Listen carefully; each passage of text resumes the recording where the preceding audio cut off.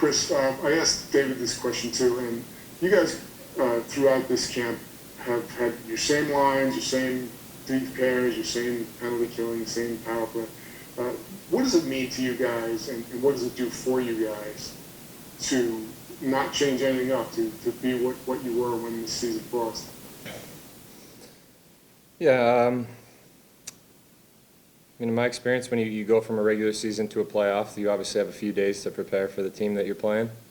And you want some semblance of continuity and comfortability going into that series, at least to start. Obviously, a lot of stuff is subject to change, but in my mind, this is just an extended version of that. We're getting ready for one opponent, and that's where our focus is, so that's the stuff we got to work on every single day.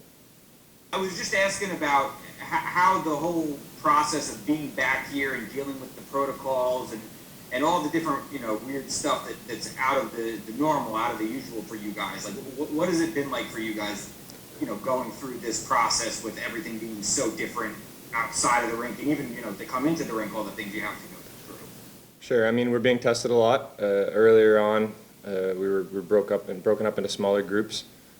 So there was a series of things and a series of protocols that we had to follow, but at the end of the day, it's not a whole lot when you consider what's going on in the world we just have to do a couple of things and kind of make sure we're crossing our T's and dotting our I's and keeping each other safe. The last thing we want to do is to have someone not be able to come with us to Toronto after how hard we've worked for the last week and a half.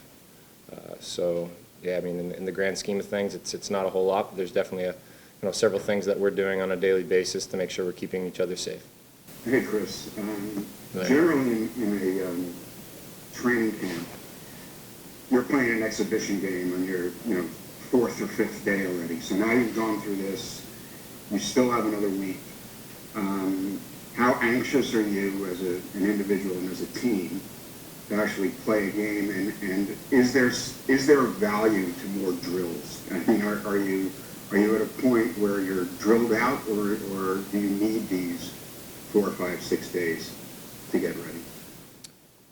Yeah, the concept of an extended pre-camp or extended practice schedule, I think, is to use the first several days to get ourselves into playing shape and to get ourselves up to speed and to get comfortable making plays at speed with less time and space. Those are things that are hard to recreate, so that's why we've been scrimmaging a bunch, and that's why we'll continue to scrimmage a little bit. But as we get later and later here, and I guess you call it a camp, right? In camp, closer to the game time on August 1st, I think we're starting to do a little more pre-scout and kind of hammer home some of the things that we want to do going into that series against Carolina.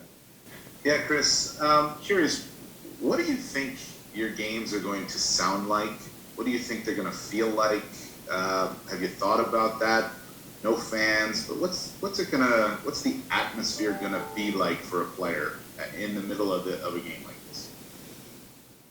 Yeah, well, not having fans obviously is a huge difference.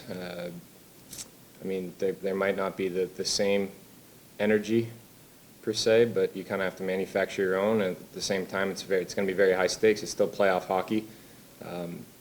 It's still one team moving on and another team having to go home and sit on their hands for several months and think about things that they could have done better, while the other team gets to go and compete for something that we've all dreamed of winning our entire lives. So I don't expect the hockey to be any less competitive.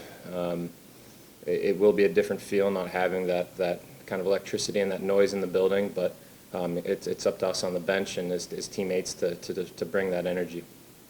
Yeah, Chris. So with your line with Mika and Booch, you guys obviously have played together so much over the years that you know each other very well and all that. But Mika is, having a career year this year, and so is Booch. So I'm wondering, if you've seen a difference, or can explain what the difference is between those guys this season and in previous seasons. Is it just that they're older, or is there something that, a light bulb clicked on for either or both of them? Yeah, I don't think there was a light bulb moment. I don't necessarily subscribe or believe in that. Growth and progression is something that that kind of comes differently, right? I mean, if I was to kind of look at it on a graph, you know, you would see the flat and then the improvements and the flat and the improvements. And speaking specifically to those two in their games, I know that they're constantly working and they're constantly looking to improve and to grow and to help their team in any way they possibly can. So not something that I think was unexpected. I think if you asked anyone around our team, you knew that they were capable of that, and honestly, I think they're capable of even more. So I think it's just the tip of the iceberg for both of them. Chris, what are the keys for your power play to be clicking like it was for stretches this season? Like, what do you need to see in the next week or so before you guys start playing?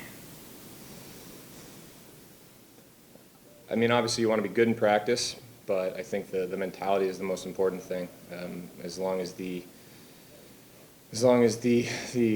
right ideas are there going into the series, and the understanding that we're going to, you know, outwork the penalty kill, because that's a team that works incredibly hard, and I know that'll be their mentality going in, is to outwork our power play and to keep us on our heels, and that's a big strength of their team. So at the end of the day, playoffs, power plays see a dip in percentages every year for good reason. I mean, the ice gets a little chewed up, mind you. There's a lot of people in the building, and it's late spring, early summer, so the ice gets a little beat up, and teams are coming hard, and you know, every single person on both teams is throwing themselves in front of pucks. So, but at the end of the day, it's as long as we have the right mentality and the right mindset, and we go out there with the attitude that we're going to try to tilt the ice and you know, at least generate high quality percentages, give ourselves an opportunity to score and build some momentum. And I mean, it's hard to kill. It's really hard to kill.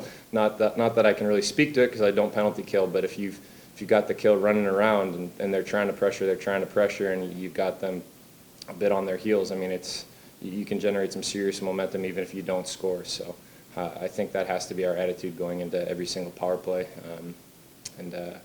Yeah. Hi, Chris. How are you? Good to see you. You too. Just from your perspective, how tough will it be to make this leap from training camp work to one exhibition game to playoff intensity? Will it be a few shifts in, the unusualness of it all will just give you all the motivation you need, you think? I mean, it's hard to speak to because we've never been in a situation like this, but I imagine that it's going to be quite a jump and that there are going to be a lot of nerves and you know, a lot of butterflies, and there should be. I mean, that's how it is when you go from, you know, full regular season into the playoffs. So it's kind of like trying to jump on a speeding train in a lot of ways, but it's like that for everybody. So I think the teams that are able to kind of channel that energy, lean on the things that they've been doing all year long in practice, the structure, the teammates, more that we can give each other information and talk on the ice, on the bench, I think the easier the transition will be.